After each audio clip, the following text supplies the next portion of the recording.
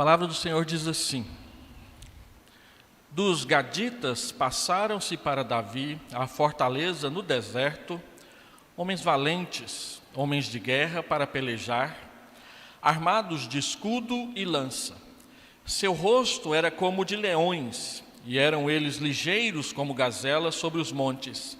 Ézer, o cabeça, Obadias, o segundo, Eliabe, o terceiro, Mismana, o quarto, Jeremias, o quinto, Atai, o sexto, Eliel, o sétimo, Joanã, o oitavo, Elzabade, o nono, Jeremias, o décimo, Maquibanai, o undécimo.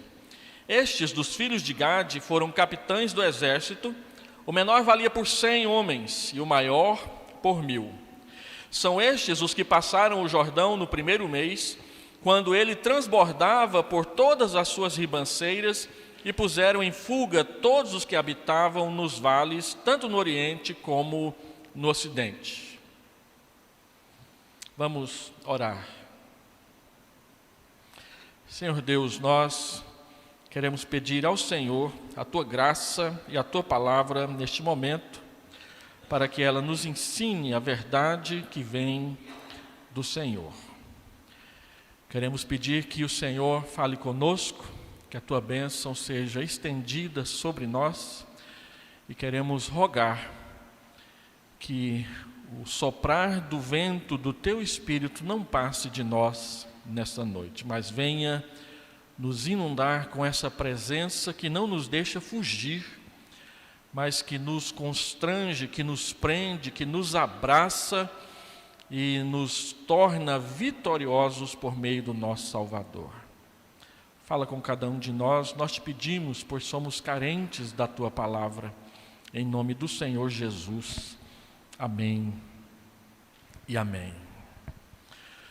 Este texto é muito usado para muitas ocasiões na história do povo de Deus. Recentemente eu ouvi um sermão muito bom do reverendo Jeremias Pereira a respeito desse texto, num congresso que trata sobre liderança e motivação para continuar servindo a Deus. E lendo um texto como esse, que a princípio parece estranho para nós, eu faria a seguinte pergunta: como entender o nosso tempo? Como discernir as melhores escolhas e as decisões que nós precisamos tomar para cumprir a vontade de Deus para a nossa época e nas nossas vidas? Nós aprendemos lendo a Bíblia e ouvindo palestras durante muitos anos nas nossas vidas que cada geração precisa conhecer a Deus e servir a sua geração com o que tem de melhor. Nós, às vezes, olhando para as Escrituras e vendo como estão as famílias da igreja, nós realmente ficamos preocupados com a próxima geração. Um recorte do reverendo Hernandes Dias Lopes, que muitos irmãos têm compartilhado nas últimas semanas nos grupos de WhatsApp aqui da igreja, ele faz a seguinte ponderação: aquela geração que saiu do Egito não conhecia a Deus e boa parte dela morreu no deserto. A geração que se formou no deserto, ali do Êxodo, aprendeu a amar e servir a Deus, a ponto de que em Jeremias 2, Deus diz que tem saudade deles. Mas a geração que, depois de ter entrado na terra prometida, ela se afastou de Deus, e nós vemos tudo isso, os problemas que eles enfrentaram narrados no livro de Juízes. Uma geração que precisava conhecer a Deus e não conhecia, uma nova geração que aprendeu a conhecer a Deus em toda a dificuldade do deserto e que conquistou a terra em seu nome, não conseguiu produzir uma próxima geração que fosse fiel e perseverante a Deus. No entanto, os mandamentos bíblicos não mudam, porque nós muitas vezes falhamos no nosso discipulado. Deus continua dizendo a sua palavra e nos chamando a andar com Ele e fazer a sua vontade.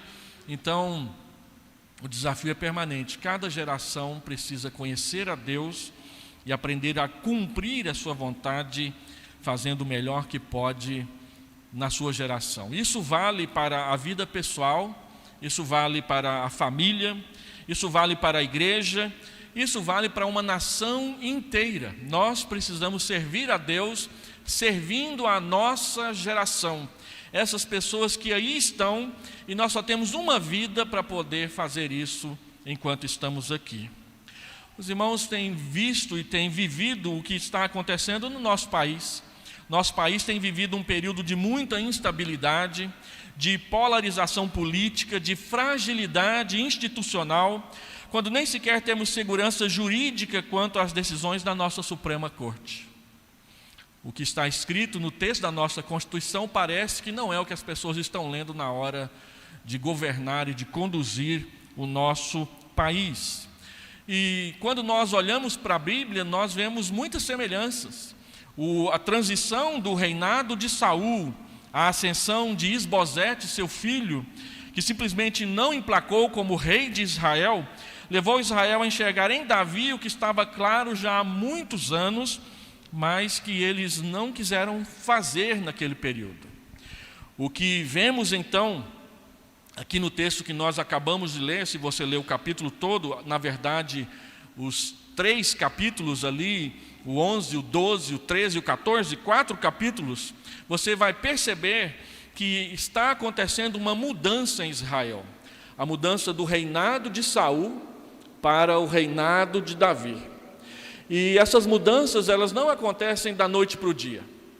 No meio do caminho tem todo aquele período de perseguição em que Saul persegue a Davi, e ainda tem mais 7 anos de transição do reinado de Isbosete, o seu filho.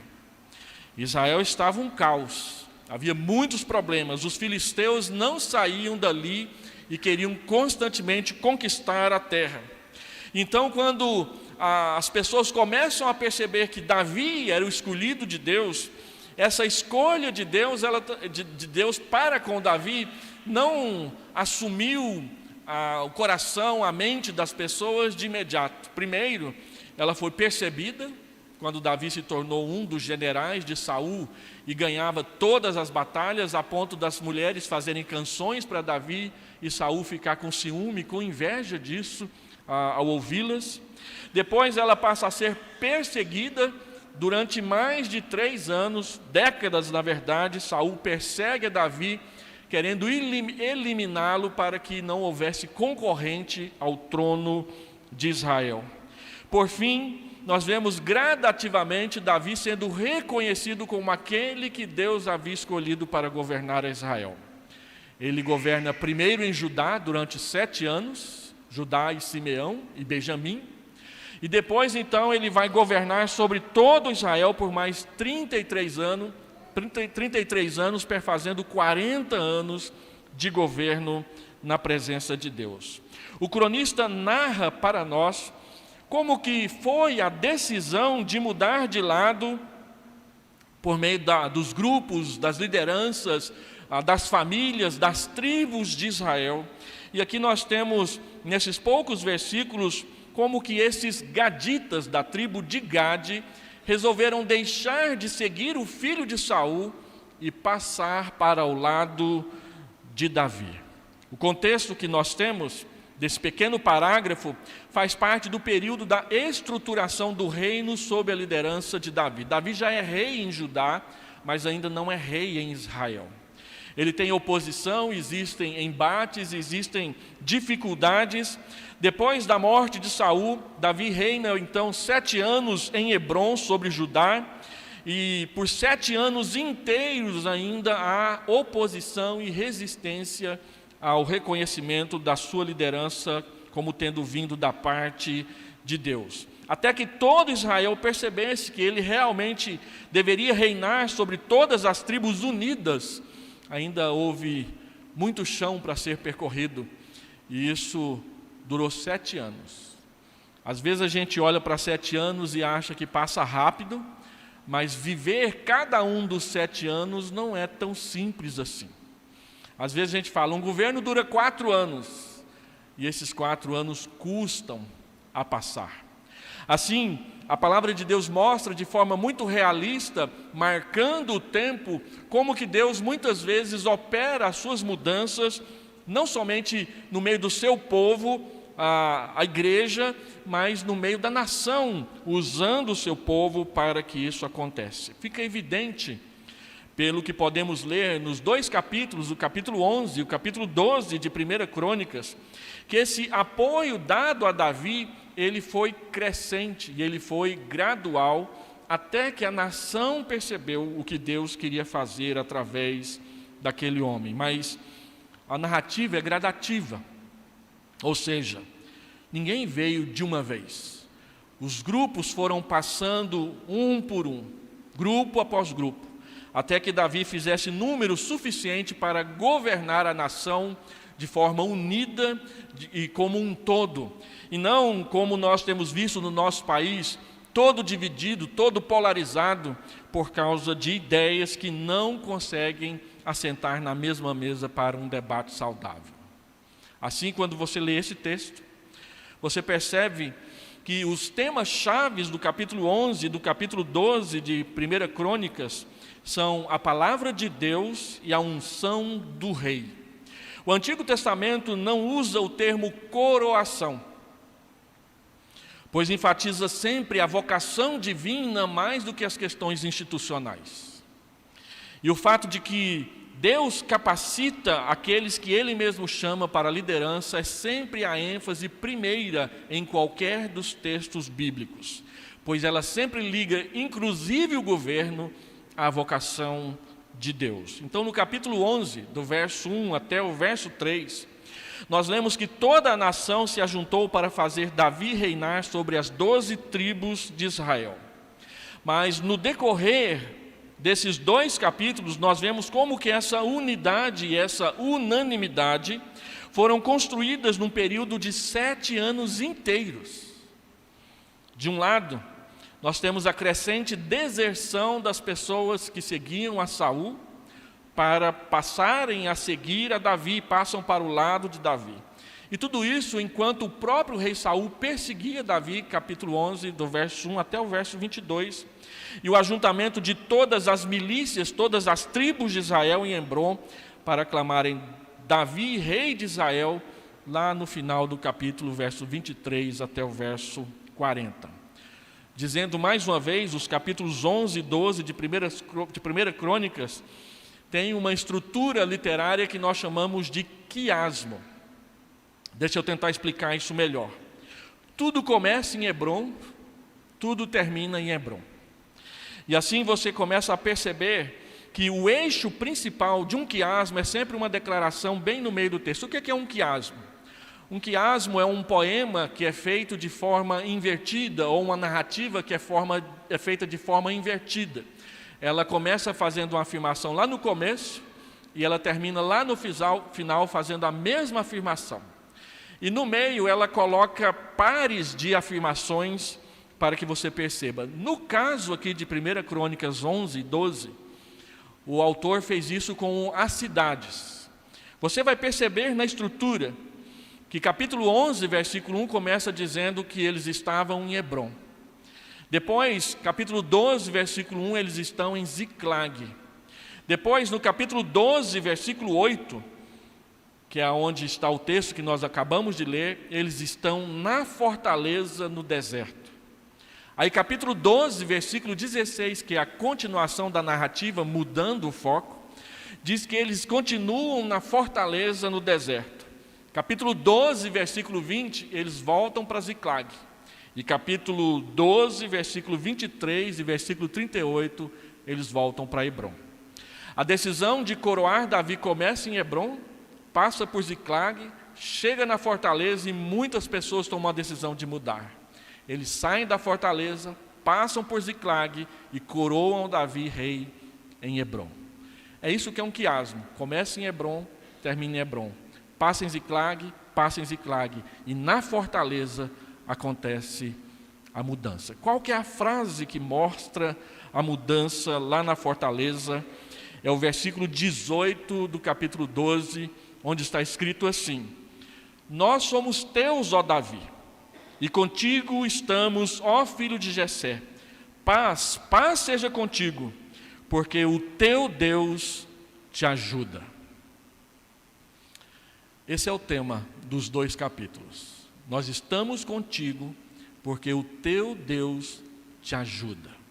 O que fez aquelas pessoas desistirem de Saul e seus filhos e mudarem para Davi e o que Deus estava prometendo por meio de Davi? A percepção de que Deus ajudava Davi, Deus não ajudava Saul. Então eles começam a deixar Saul e mudar para serem seguidores de Davi. E a palavra-chave do texto é exatamente essa: ajuda. O que esses gaditas do texto que nós acabamos de ler fizeram?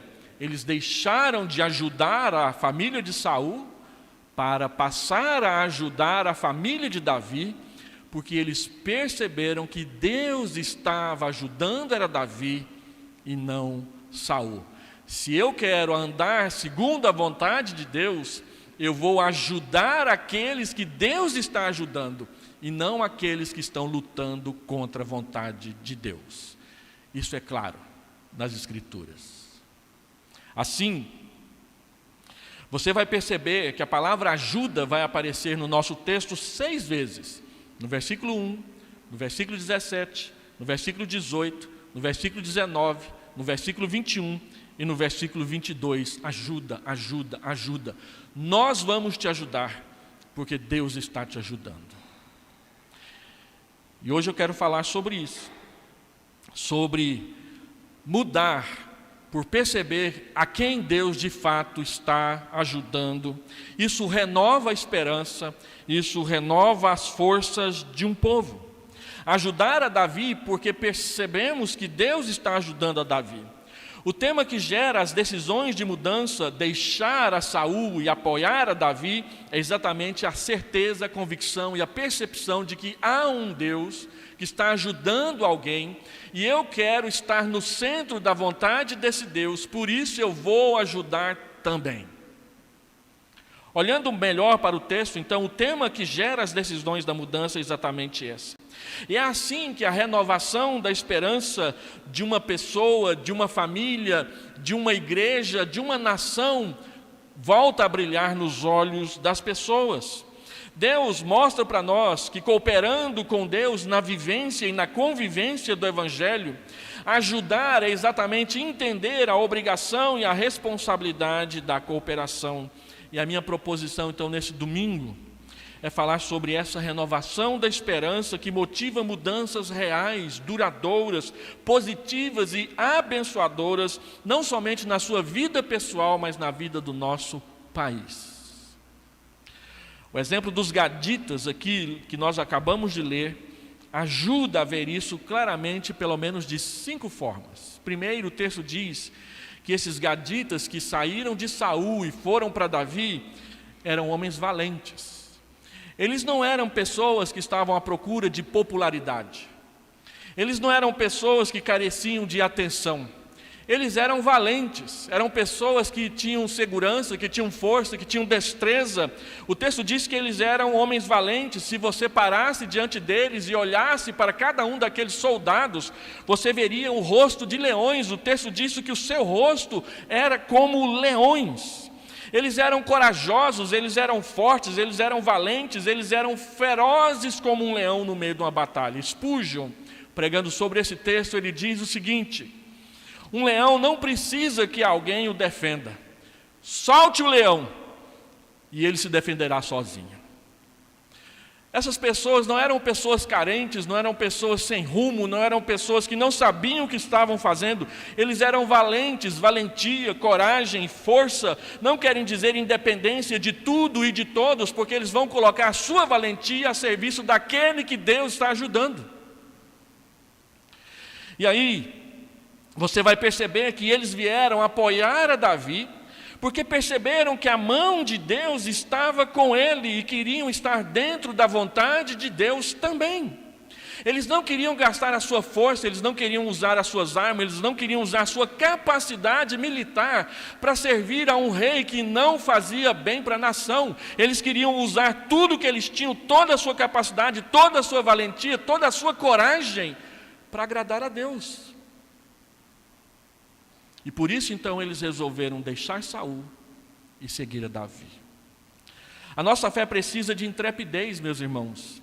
Aquela firme resolução de Cristo que nós lemos recentemente aqui em Lucas capítulo 9, versículo 51, quando a Bíblia diz que Jesus manifestou no semblante a intrépida resolução de ir para Jerusalém, e ele sabia que ele ia para lá para morrer numa cruz, e ele foi porque essa era a sua tarefa.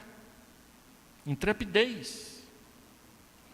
Atos testemunha da intrepidez, do testemunho dos apóstolos e de como Deus os levava a agir corajosamente, mesmo quando havia perseguição. Aqueles homens eram homens valentes, e eles resolveram usar a sua valentia para ajudar a Davi, e não mais Saul. Segundo, eles eram treinados. Eles não eram pessoas imaturas. Eles não eram pessoas que não sabiam usar a espada, que não sabiam manipular um arco. Eles não eram pessoas que estavam na guerra pela primeira vez. Eles já tinham visto muitas guerras, eles já tinham batalhado contra os filisteus, eles já tinham colhido vitórias. O texto diz que eles eram homens armados de escudo e lança, e eles sabiam usar essas armas. Os seus pés eram ligeiros como as gazelas. Nós estamos falando de soldados capazes. Gente que é treinada para as batalhas. Eles eram equipados com as suas armaduras. Eles eram ágeis, eles eram astutos no exercício da sua função. Nas cartas do Coisa Ruim, ou nas cartas do Inferno, de C.S. Lewis, todos que já leram vão se lembrar que ali nós temos um diabo velho ensinando um diabo novo como fazer tentação. Inclusive, se você for ler, eu recomendo que você leia uma carta por dia. Não leia tudo correndo, não, porque eu inventei de ler aquele livro em uma semana e fiquei deprimido. Porque você vê os seus pecados todos ali, e aí se você lê todos de uma vez, você fica deprimido todos de uma vez. Não, vai se deprimindo aos poucos. E depois deixa Jesus te recuperar. Mas é uma leitura que vale a pena, porque aquele diabo velho, ensinando o diabo novo a fazer tentação, ensina muita coisa para a gente a respeito de como que é a igreja e de como que nós nos comportamos diante das nossas lutas pessoais. E aí o diabo velho diz para o diabo novo o seguinte, que ele não deveria deixar o seu cliente, o tentado, jamais ver a igreja como os anjos e os demônios a veem. Os anjos e os demônios olham para a igreja e veem um exército com bandeiras. A gente olha para a igreja e vê um bando de cachorro assustado, dizendo, Caim, Caim, Caim, Caim, saindo correndo do campo de batalha. Então, o diabo velho diz, ensina o seu cliente na tentação a nunca enxergar a igreja, mas apenas enxergar a igreja como um local de reuniões onde você vai encontrar lá exatamente quem você não queria ver lá. Então o diabo velho diz o seguinte, mostra para o seu cliente assim que ele entrar na igreja, aquela pessoa que ele não gosta. Faz ele ficar chateado com quem olha para ele por cima do óculos assim. Faz ele ficar... Aqui não dá para fazer, tá? Tem carpete. Mas faz ele não gostar do barulho do sapato do pastor quando ele anda na nave do templo. Faz ele prestar atenção naquilo que não tem importância nenhuma. E faz ele brigar por causa disso. Tem muito irmão, tem muita irmã aí por aí, olhando para a igreja desse jeito. Um lugar onde está cheio de gente que não devia estar aqui. Nenhum de nós deveria estar aqui. Todos nós estamos aqui porque Deus foi gracioso conosco. Então, nós somos um exército com bandeiras. Esses gaditas eram homens experimentados. Eles não caíam na conversa ou na lorota de qualquer pessoa. Eles sabiam muito bem o que era um campo de batalha e lá eles lutavam. Terceiro, o texto diz que eles eram líderes. Eram pessoas que sabiam o que estavam fazendo e que tinham a capacidade de instruir outros na arte daquilo que eles faziam. E aí, o principal deles tem nome, o principal deles é o Ezer. E ele vai dizendo um por um, primeiro o Ezer, depois esse, depois aquele outro, depois aquele outro, 11. Esses 11, o menor deles vale por 100. E o maior deles vale por 1000. Na verdade, o que o texto está dizendo é que eles eram capitães de 100 e capitães de 1000. No campo de batalhas, alguns lideravam 100, outros lideravam 1000 pessoas. De modo que esses gaditas não eram poucas pessoas. Vai somando aí pelo menos 11.000 pessoas. Com liderança madura, experimentada, valente, capaz de fazer aquilo que eles deveriam fazer. Eles não eram apenas esses 11. Esses 11 eram líderes, eram influenciadores, eram comandantes de outros muitos mais. E eles não vinham sozinhos. Eles traziam seus liderados com eles. Lembra da época da rebelião de Coré para com Moisés? A gente lê Números 16 e acha que era só ali três levitas. Não. A Bíblia diz que eles tinham levado 200 líderes com eles para encher a paciência de Moisés. E cada um daqueles líderes liderava no mínimo 100, no máximo 1000. De modo que quando Coré chega diante de Moisés e diz: por que só você lidera? Moisés olha por cima do ombro de Coré e vê aquele montão de gente. Ali tinha 200 líderes. Gente que comandava outras. E é por isso que a revolta de Coré não foi uma revolta pequena e simples. E quando você lê lá no texto o castigo que Deus impetrou sobre Coré e os seus seguidores, você vai ver que 14.400 pessoas foram mortas pelo dedo de Deus. Vocês se lembram quantas pessoas morreram na destruição do World Trade Center? Com o impacto daqueles 2 aviões? Menos de 7.000. E aquilo foi tomado como uma declaração de guerra contra os Estados Unidos. Quando Coré chegou diante de Moisés e disse: por que só você lidera? Tinha 14.400 pessoas atrás dele, no mínimo. E ele tem um detalhe interessante. Quando você lê a história, vem Coré, Datão, Abirão e On. Mas quando morre Coré, Datã e Abirão. Cadê o On? Eu acho que quando o On percebeu o que ia acontecer, ele pulou fora. Falei assim: eu vou entrar com esses caras aí não. Esse trem não vai dar certo. E não deu. Ele percebeu e mudou. Por isso sobreviveu. Aqui o texto está dizendo que eles eram capitães. Eles eram líderes eficazes. E líderes eficazes são formadores de opinião por causa do exemplo que dão, por causa da sensatez das suas opiniões e das suas decisões, por causa da lucidez das suas ações. Eles não eram youtubers atrás de monetização dos seus canais, eles eram gente séria, eles eram gente que faz.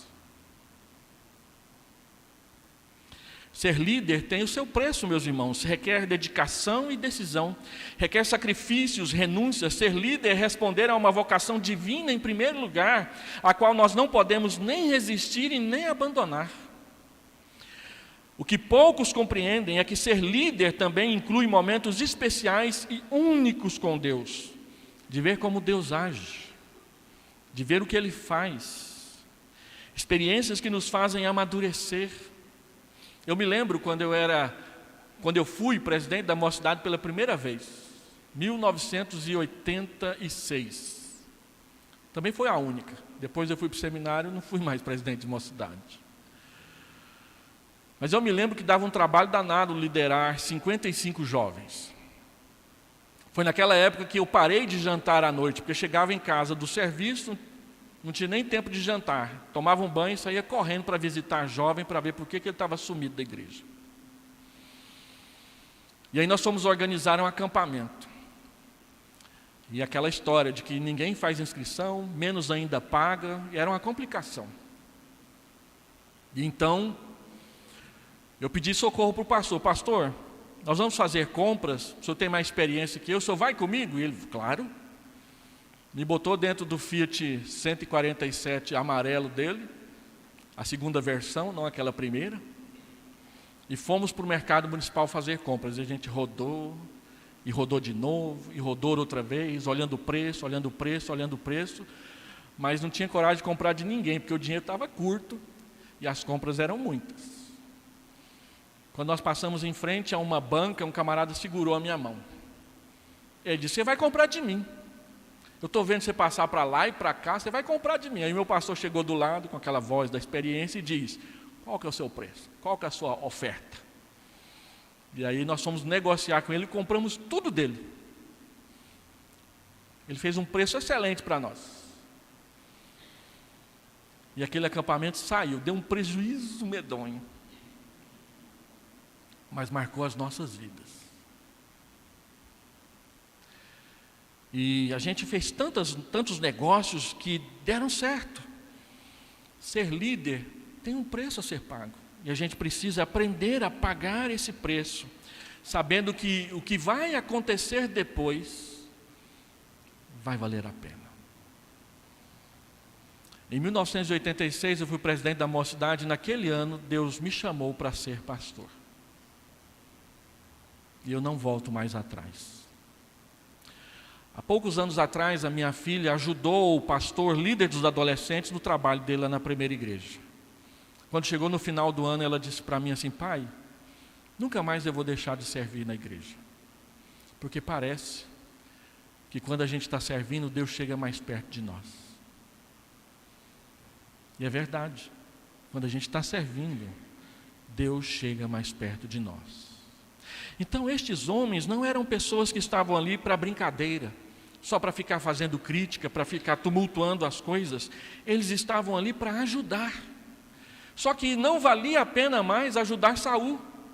Então eles resolveram mudar para ajudar Davi. Por quê? Porque Deus estava ajudando Davi. Deus estava cuidando de Davi. Deus estava andando com Davi. Se Deus está andando com Davi, então eu quero andar com Davi para andar com Deus. É assim que acontece no nosso testemunho.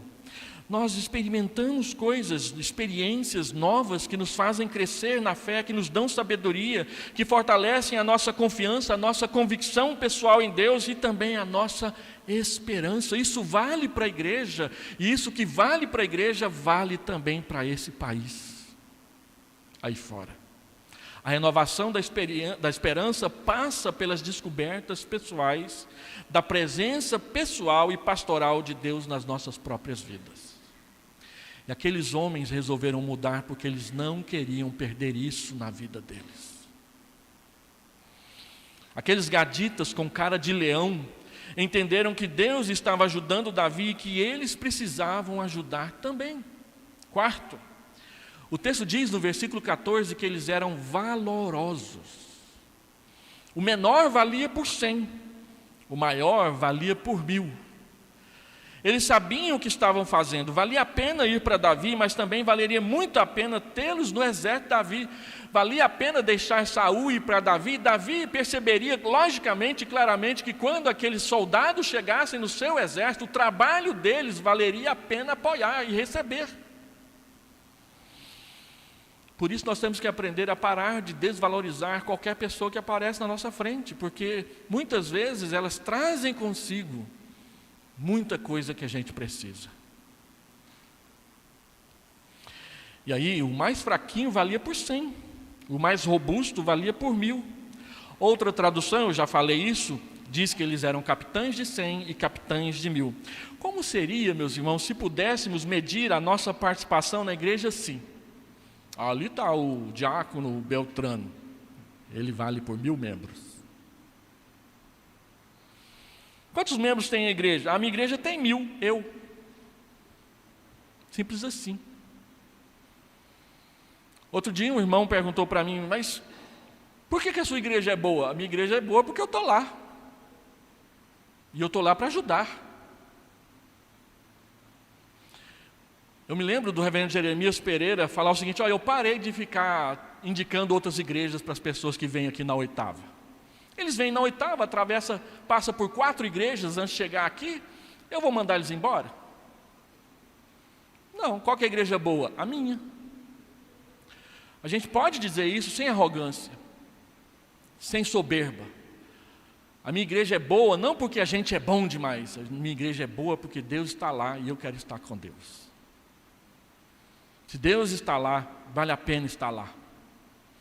E eu quero fazer parte desse exército. Talvez eu valha por 100, mas talvez eu valha por 1000. E a gente sabe que uma igreja onde tem pessoas que ajudam, o trabalho cresce.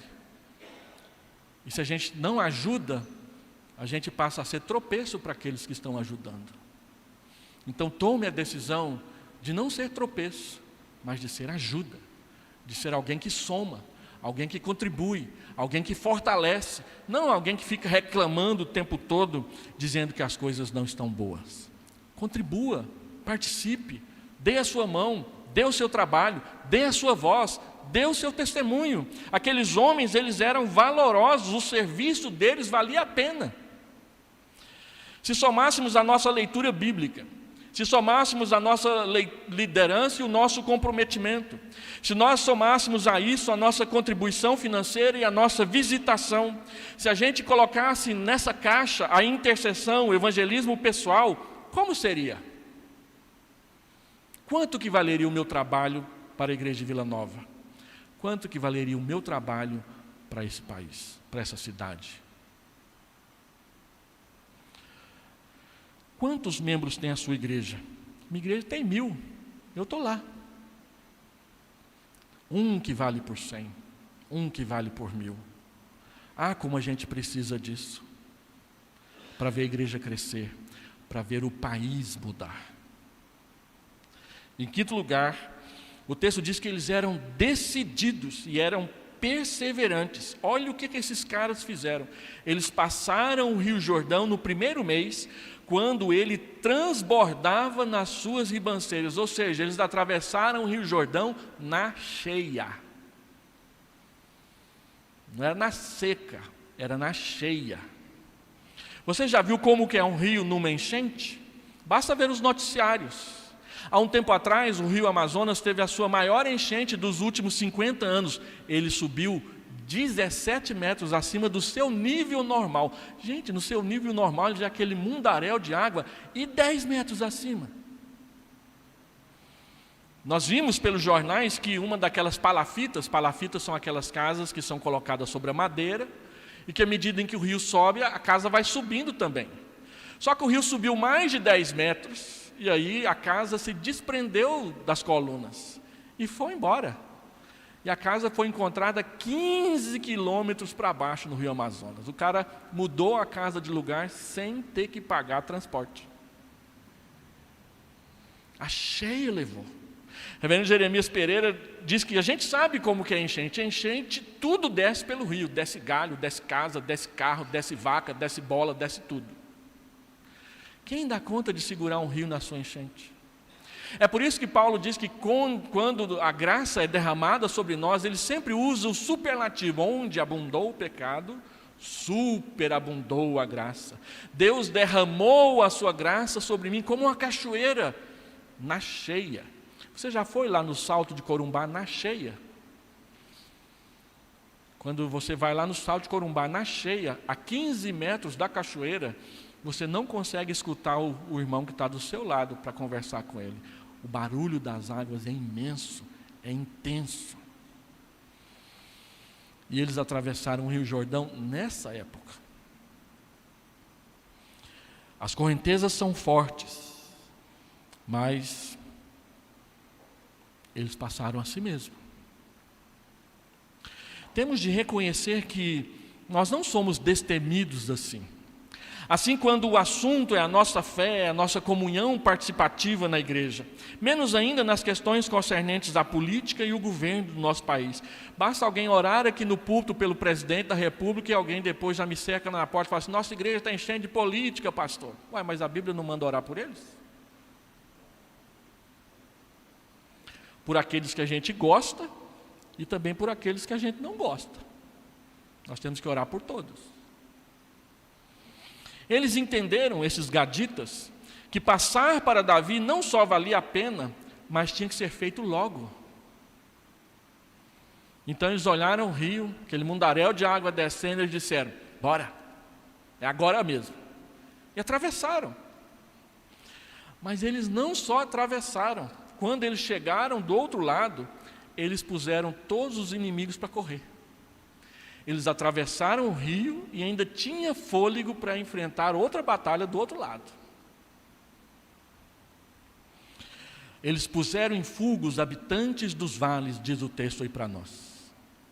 Não era só a enchente que era o problema. Tinha inimigos do outro lado do rio. Eles tinham que atravessar o rio na enchente e ter forças para o combate do outro lado. Na igreja também é assim. Na família também é assim. Na vida pessoal é assim. Você atravessa um obstáculo, já tem outro na frente. E você precisa ter fôlego. E você só vai ter fôlego se você for como esses caras aqui, perseverante nas suas decisões.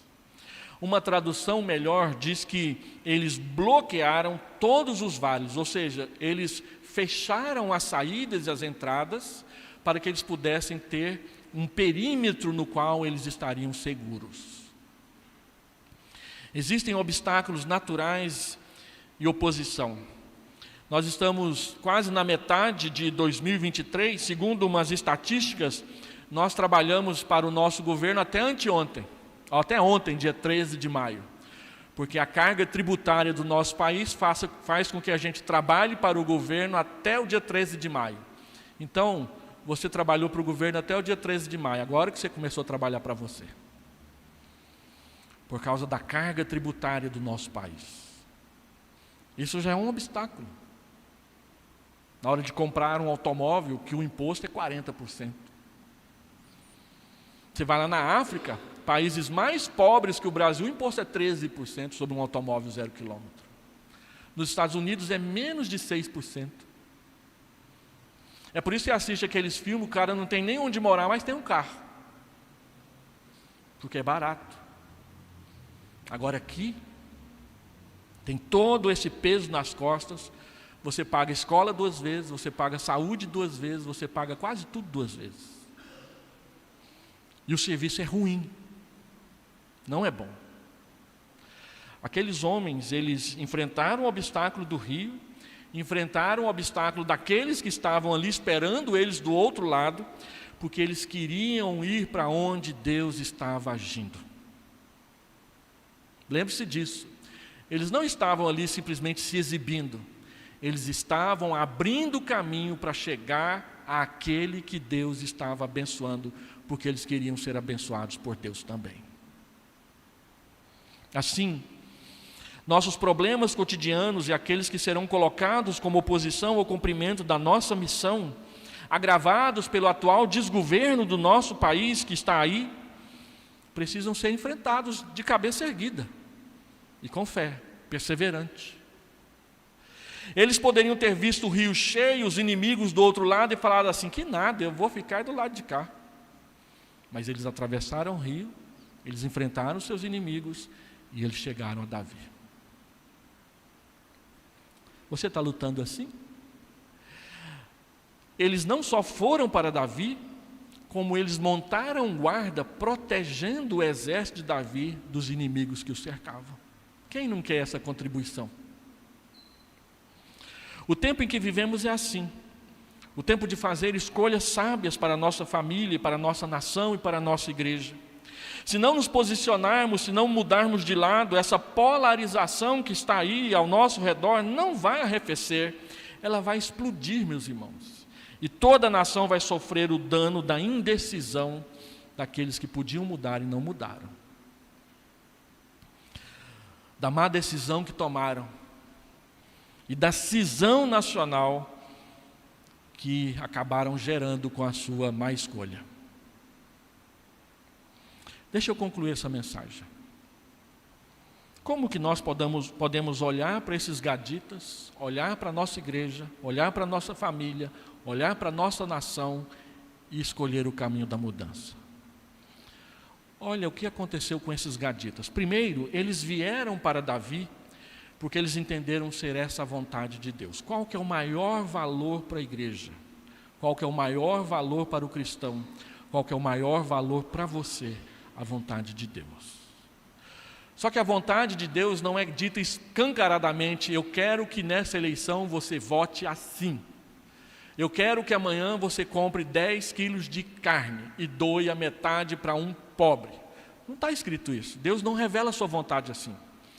A Bíblia dá princípios para nós seguirmos. A vontade de Deus é a nossa santificação. O que eu estou fazendo que apoia, alimenta e fortalece a minha santificação? O que eu estou fazendo que denigre, que atrapalha, que diminui a minha santificação na presença do Senhor? Se eu estou crescendo em santidade, a vontade de Deus está por ali. Mas se eu não estou crescendo em santidade, eu preciso encontrar onde é que está a vontade de Deus para a minha vida. E ela está na Escritura. De modo que quem é de Deus busca andar com Deus. E eu fico me perguntando, quando eu leio Romanos 1 e vejo as propostas ideológicas e políticas do nosso país, como que eu posso, em sã consciência, apoiar um partido, uma visão ideológica que proclama e prega o oposto de Romanos 1 ensina? Quem são aqueles que estão apoiando e defendendo o aborto? A Bíblia diz para a gente apoiar a vida. Quem são aqueles que estão apoiando a agenda de gênero? Quem são aqueles que estão proclamando o fim da presença de Deus nas escolas? E por que eu estou votando neles? O que é que está determinando a minha escolha? A palavra de Deus? Ou as ideologias e as propostas que me fazem bem à alma?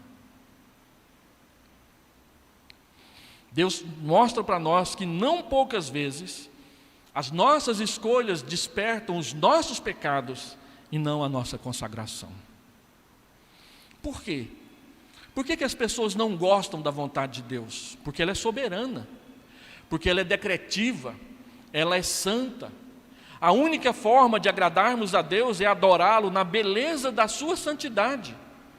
Há ideologias políticas, econômicas e sociais em curso no nosso país que são frontalmente, publicamente contrárias e nocivas ao Evangelho do Senhor Jesus Cristo. Qual você vai escolher para seguir, a palavra de Deus ou essas ideologias? Ideologias medíocres, perversas, contrárias não só a Deus, mas muitas vezes contra a própria sensatez. Eu vi essa semana uma pessoa que vazou os olhos, furou os olhos, porque ela se sentia cega. Não, eu me sinto cega. Então foi lá e vazou os olhos.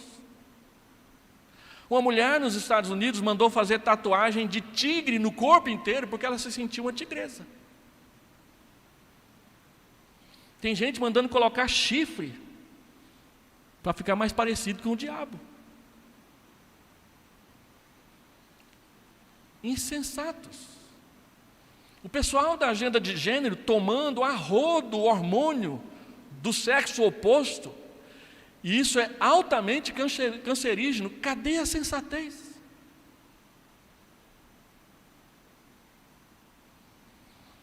Então, temos que tomar posição, e isso significará renúncias e sacrifícios necessários, mas o resultado sempre será melhor do que ficarmos onde estamos, sem fazer nada. Os gaditas, com cara de leão, resolveram sair dali e buscar aquele em que claramente Deus estava abençoando. Aqueles que Deus estava abençoando. Segundo, eles vieram para manter e viver a unidade. A gente vê aí na televisão muita gente falando de unidade, vamos buscar a unidade, vamos defender a unidade, mas aprovam leis, tomam decisões, vão para o Twitter, que é o muro das lamentações das pessoas, para xingar, para falar mal, para odiar, dizendo que amam. O amor venceu.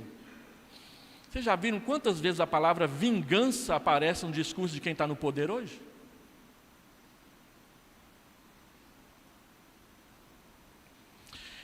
Então, esses aqui vieram para que o país fosse um. A gente pode tomar decisões que ajudam a igreja a ser uma, que ajudam a família a ser uma, que ajudam a cidade a ser uma, que ajudam o país a ser um. E essas decisões sempre passam por aprender a amar, temer e servir a Deus.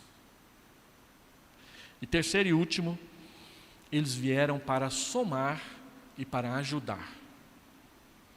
Como eu disse, no versículo 18, o homem profetiza: Davi, o Senhor te ajuda. Então nós viemos te ajudar também. Se Deus está te ajudando, então vale a pena te ajudar também. Os livros das crônicas falam da centralidade da aliança na vida cristã. Todas as narrativas são organizadas em torno do tema da fidelidade à aliança e da infidelidade à aliança. Esse rei foi bom porque foi fiel à aliança. Aquele rei foi ruim porque foi infiel à aliança.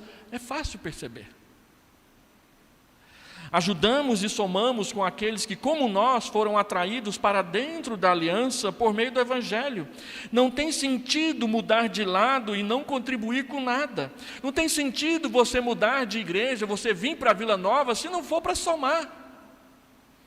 Às vezes algumas pessoas vêm para a nossa igreja e falam assim: vim para somar, pastor. Olha, lá na outra igreja fazia assim, é melhor do que está fazendo aqui. Mas se lá era bom, por que você veio para cá?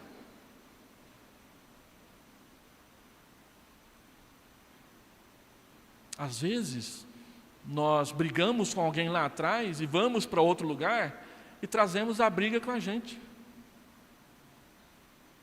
Não faça assim. Esses gaditas, eles não levaram o desentendimento que eles tinham com Isbosete para Davi. Eles se livraram desse desentendimento, eles deixaram para trás e vieram para uma nova vida. Deus trouxe você aqui para te abençoar. Coloca isso na sua cabeça. E Ele vai te abençoar, se você querer ser uma bênção nas suas mãos.